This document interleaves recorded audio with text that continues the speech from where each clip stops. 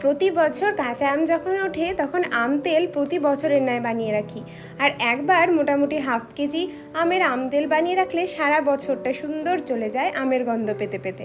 আম তেল বানানোর জন্য আমগুলোকে নুন হলুদ দিয়ে দুদিন টানা রোদে একটু শুকিয়ে নিতে হবে, যাতে আমের মধ্যে জলজলা ভাব না আসে।